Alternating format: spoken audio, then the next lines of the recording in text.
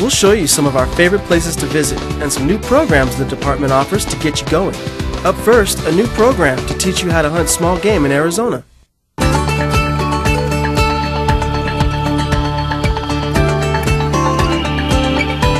Arizona boasts some of the best hunting in the nation.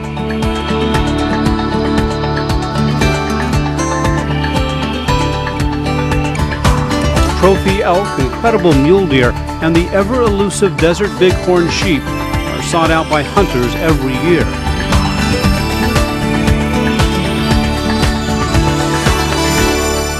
But hunting has a problem.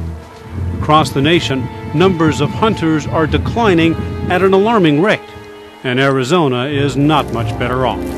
Of the estimated 5.5 million people here, less than 100,000 are licensed to hunt. To help stave off this decline, the Arizona Game and Fish Department began a series of small game camps for new residents. The small game camps are designed to introduce people to camping, hunting, and the great outdoors.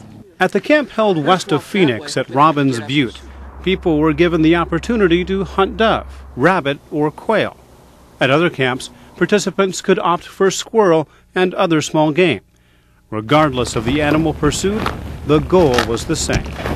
The people at this event should leave here knowing that they can go out and do their own camping, shooting, know the animals that they are hunting and the other animals that are in the area.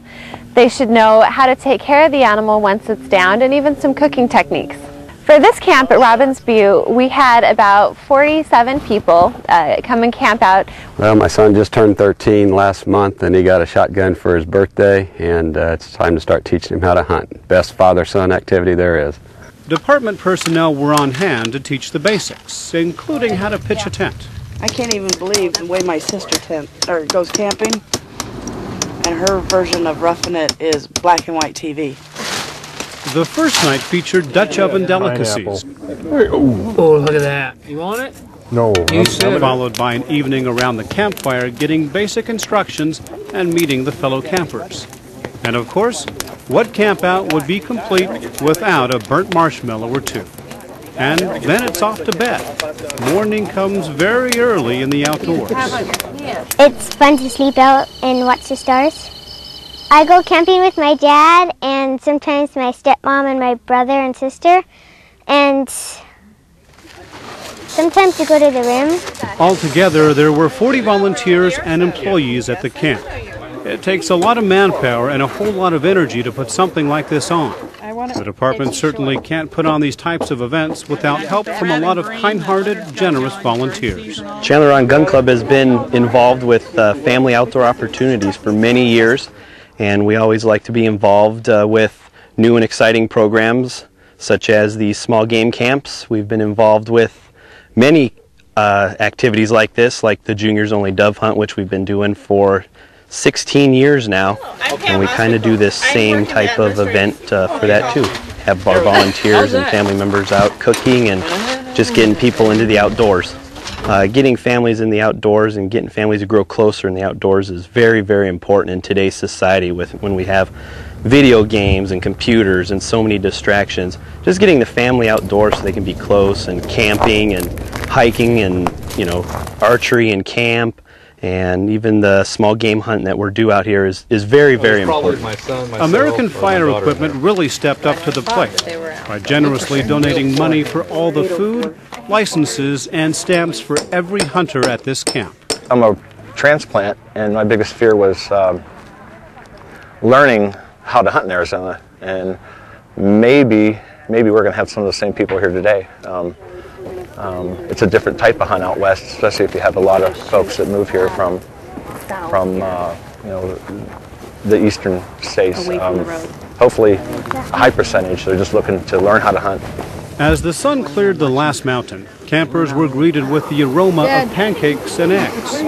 Volunteers from the Chandler Rod Gun Club were on hand to act as chefs, greeting each blurry-eyed camper with a smile and a welcome cup of hot coffee to ward off the morning chill. We enjoy cooking. You know, we have a saying around Chandler Rod Gun Club, where there's food and fun, you'll find Chandler Rod Gun Club. No. You want two? No, just find one. Okay. That early morning wake-up call came a little too early for some of our younger campers. Well, at least they were the ones who would admit it. 6:40. What's wrong with that? I don't know, I wake up at 11. And others simply crawled back into their warm sleeping bags. I woke up at 4, but then I went back to sleep and then we woke up late. We heard that we were supposed to wake up at 6 and we were supposed to hear like a bell or something, and then she sat up all of a sudden at like maybe 7:10. She's like, "Gotta get up." I'm like, "Oh, okay." With a full belly and adventurous spirit, campers gathered for final instructions. We're just going to go over a few of the safety rules. We don't want anybody hurt. You are dealing with firearms, so we'd like all the guns to be empty and the actions are open. Hunters were divided into groups of 3 to 6 hunters based on which animal they chose to pursue. Each group also had a mentor from the department. We were looking for quail, doves, and rabbits. Quail's easy because I've hunted them before. I carried the shotgun, but sometimes my dad did a little bit. I've been out here before, but it was neat to take my daughter out here and get her started. It was her first time out here. Well, it might have been neat, but what father isn't just a little nervous seeing their daughter carrying a loaded firearm for the first time? Yeah, that was a little nervous since it's her first time. Keeping her pointing that barrel in the right direction. She did great. She learned a lot about gun safety. She used it out there on the trail. I was pretty proud of her. Bird hunters experienced both pass-by and hunting behind Mark's German short-hair pointer. I liked it. It was fun. We did a lot of walking. It was just kind of disappointing because we didn't get anything. But it's like I like the area it's in and everything where we went and stuff. It was good. And we ended up going where there was a lot of dead plants on the ground. So everywhere we'd walk, it would crunch. So I think we scared out all the birds instead of flushing them. So we didn't see anything except a bunch of sparrows and a couple of songbirds. Good girl. One drink. One drink. Hold on. One drink. So, Mark, where are all those birds? Well, this area gets hunted really hard. It's been hunted. Phil was saying the last couple of weeks there's been a lot of people in here hunting, particularly since the dove season reopened.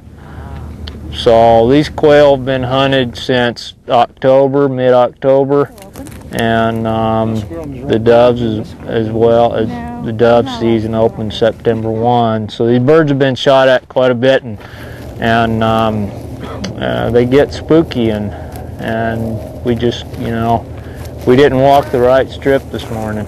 So there's birds down here. We saw birds last night. We'll just have to keep trying. We'll find some birds today somewhere. We did see some quail and dove, but they were out of where we were supposed to be shooting.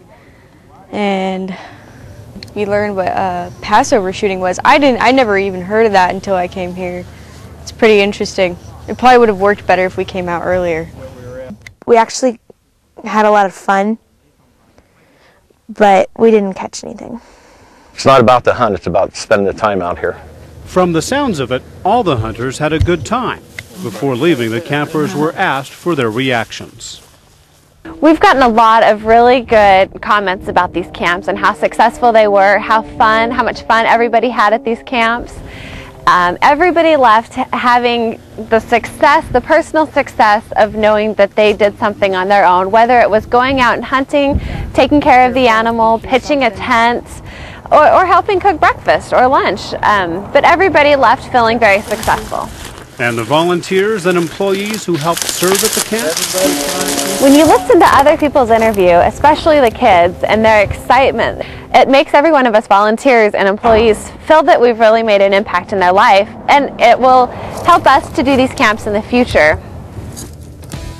From archery to conservation to gun safety, Trailblazers gives families the opportunity to learn about outdoor activities together. Join us at Ben Avery Shooting Facility as we look at this first ever family-friendly event.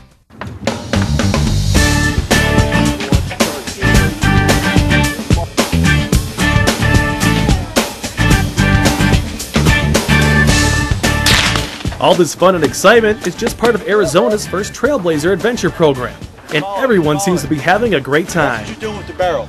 They love it. What's unique about the Trailblazer program is it is geared towards families. It's not geared towards just the adults or just the children.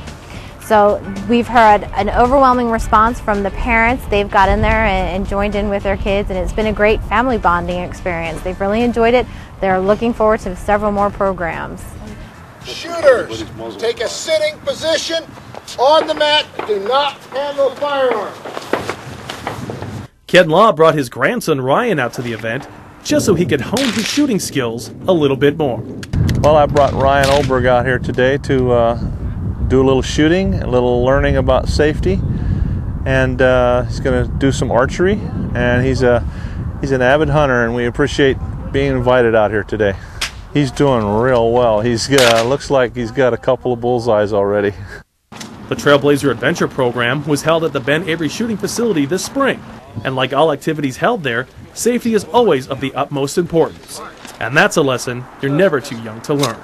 It's just a little fun that you shoot guns all around, but you have to be safe. Yeah, that's the most important thing, right? Well, so what are you doing? You got things in your ears and things on your eyes. Tell me about that. Oh, these things keep you from like hurting your ears when it shoots, because these guns are loud. Okay. And these goggles defend your eyes from getting shot by any bullets. Ear and eye protection, along with all other equipment used at the event, was provided to the participants free of charge. Just over the top. The clay target shooting seemed to be one of the crowd favorites. But it was only one of the many events the kids got to partake in. Well, the U.S. Sportsmen's Alliance is helping us coordinate the event, as well as department staff and volunteers. What we're doing is we've offered 8 classes that are hour-long sessions that kids can participate in 5 hour-long activities of their choice. So it goes anywhere from firearms to archery to learning about reptiles and wildlife today. And speaking of reptiles, there you go. This is called a desert boa or a rosy boa. Randy Babb, Arizona Game and Fish Region 6 Information and Education Program Manager and reptile aficionado, enjoys introducing people to the wonders of the reptile world. This little guy's about a 3-year-old. He was actually born at our office.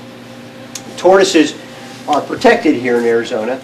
There were also plenty of warm-blooded critters to see and learn about, too, as some of the animals from the Wildlife Rehabilitation Center at Adobe Mountain were on display. Some of the other activities included .22 rifle shooting. Even with all these instructors, Grandpa still wants to show Ryan just the right body English to get a good shot. And judging by the number of bullseyes he got, Grandpa may be onto something. Pretty good. If target shooting is not your thing, then how about improving your fishing skills or trying your hand at archery? This is Fred Short's first archery event, and he's doing pretty good. Actually, he wants to get into archery right now, and this is his first event, so he really loves, and I think he's going to be outdoors more. He's doing really good. I can't believe how good he's doing. Kathy Short likes the idea that this event might inspire Fred to pursue some new interests. So they don't have to sit at home watching TV and everything, being outdoors the way it used to be. The Trailblazer program was begun by the U.S. Sportsmen's Alliance as an all-around introduction to the thrill of outdoor sports and the importance of conservation. With the overwhelming success of this event today, the Arizona Game and Fish Department plans to continue it in the future. Hopefully what they take away from here is learning, getting comfortable with the equipment, learning some firearm safety, some archery safety, learning some more about wildlife, how to live with wildlife in the state. So hopefully it's that introductory that gets them enticed to want to learn more, and they come back to our facilities and enjoy the outdoors more, especially as a family. Ben Avery Shooting Facility is also home to another new and exciting program that helps people learn how to safely handle firearms while they have the time of their life as they take their first shots. A new program was introduced to Arizona and the Game and Fish Department this year called First Shots, and it couldn't have come at a better time. First Shots, which has national recognition, is a course designed to introduce the basics of gun handling and safety in a fresh new way. We're out here at Ben Avery Shooting Facility in Phoenix, Arizona on this beautiful February morning. The First Shots program is a 3-hour class designed to teach people about personal safety with firearms, Arizona gun safety laws, and of course responsible handgun shooting. The Arizona Game and Fish Department, along with the National Shooting Sports Foundation and the Annie Oakley Sure Shots, helped to make this event a great success. Pistols and all of the ammo were donated to make this event a success. These group efforts really make programs like this shine. You can see that from the number of first-time shooters like Paul Singh. I'm here for my first class on handguns. I wanted to learn about the safety of use of handguns.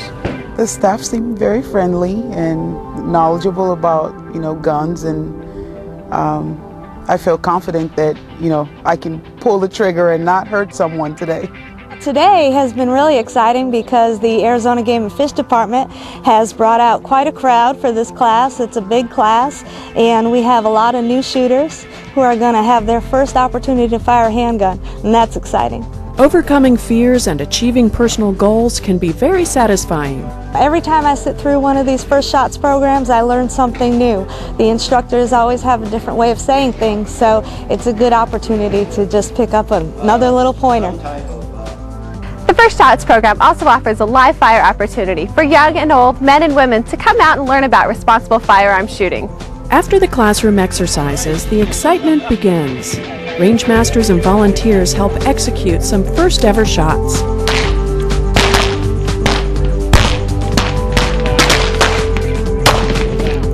Woo! There you go. You're right there on the lower right.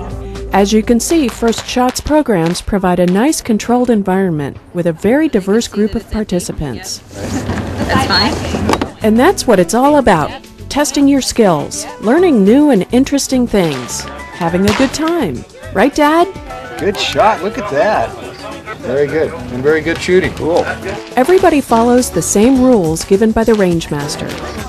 Safety officers, can you make sure all actions are open, firearms unloaded? It's this controlled setting that really helps the learning process. Knowing that you have experienced personnel right there to help you be successful takes the experience to another level. Go ahead and load your firearm with 10 rounds.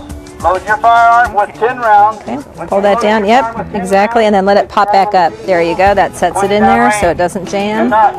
It makes the first-time experience one to remember. I'm glad I come today. I'm glad you did too. Look at that. Hogging the spotlight here. That's excellent. I'm nervous too, A little bit. But look at that, like at second time. You had fun? Yeah. Fantastic. How do you think you did? Pretty good.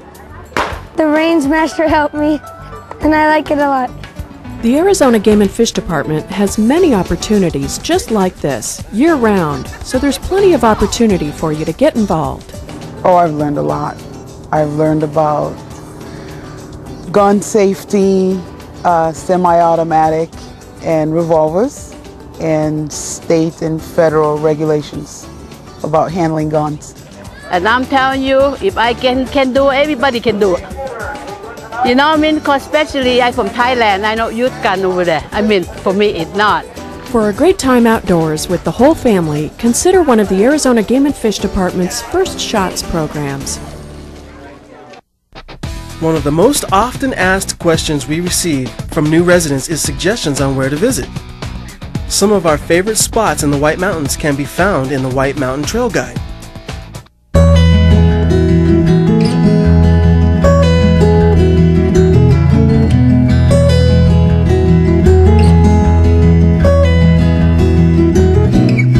Being able to view wildlife in its natural habitat is one of life's great thrills, but knowing where and when you'll have the best chance can be tricky. The Pinetop Regional Office of the Arizona Game and Fish Department has created a new field guide. It's called White Mountains Wildlife Trails, and it'll help you map out a fun trip and enjoy nature in eastern Arizona. The map was developed with a couple things in mind. We know that some people like to enjoy the outdoors by hiking and being up close to nature, yet other folks have some families and they would prefer to simply find some driving routes or driving loops to see wildlife from a vehicle. So the map is actually a combination of these two types of recreational activities. We've got over 20 different sites that are described in the map about where to go, what time to go, what time is best to find wildlife.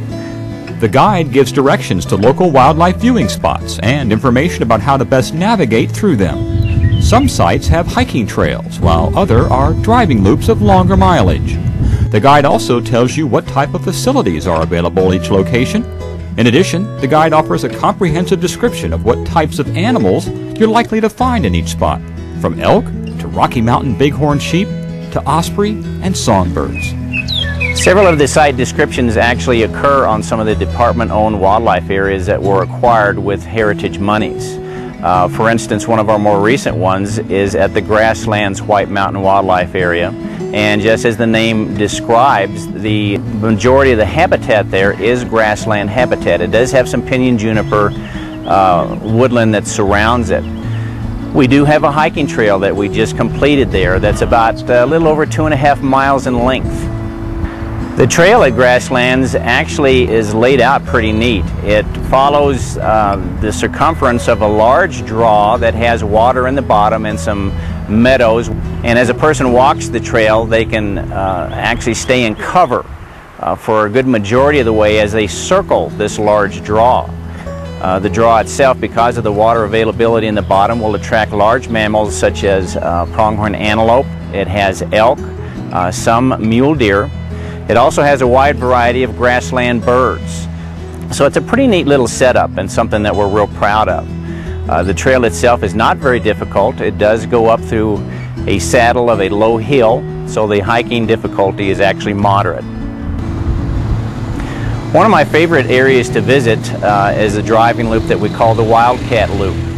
It travels a large length of the Black River Canyon drainage.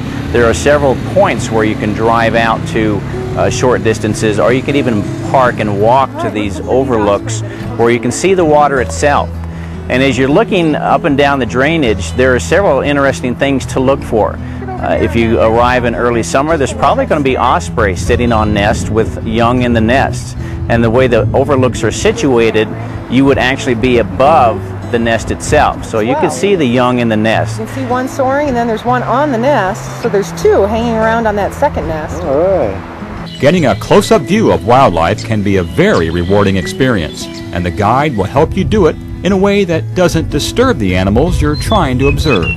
One of the points that the wildlife viewing guide makes is ethical viewing of wildlife, and that is observing wildlife from as much of a distance as you can so as not to interrupt their own behavior.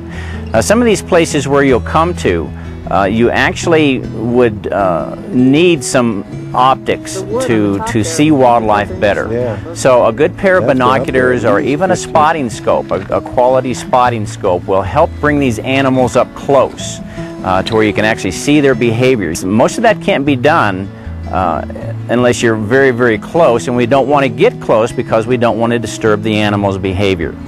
Bruce Sitko and the staff of the Pinetop Regional Office know a lot about how to increase your chances for viewing wildlife.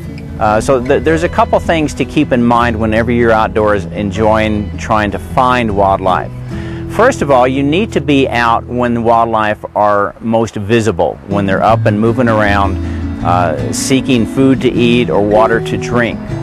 Now for large mammals, which the public seems to enjoy viewing quite a bit, those times are actually right at sunrise and they're right at sunset.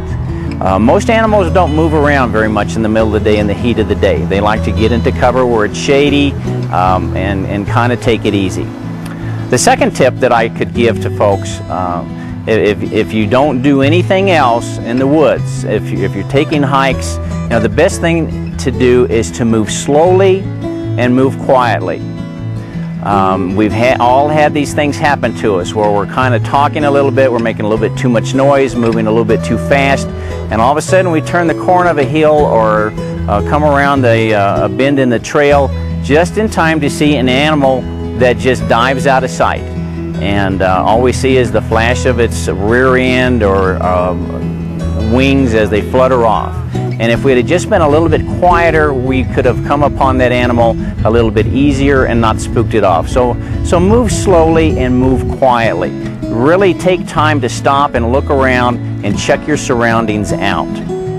The White Mountains Wildlife Trails map is available for free from any Arizona Game and Fish Department office.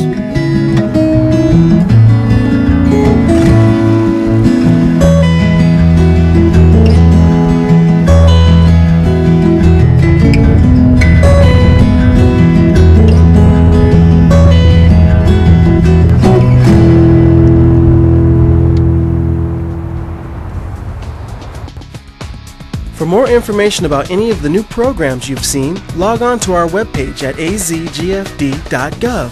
Have a great time in the Arizona backcountry, and we'll see you next week.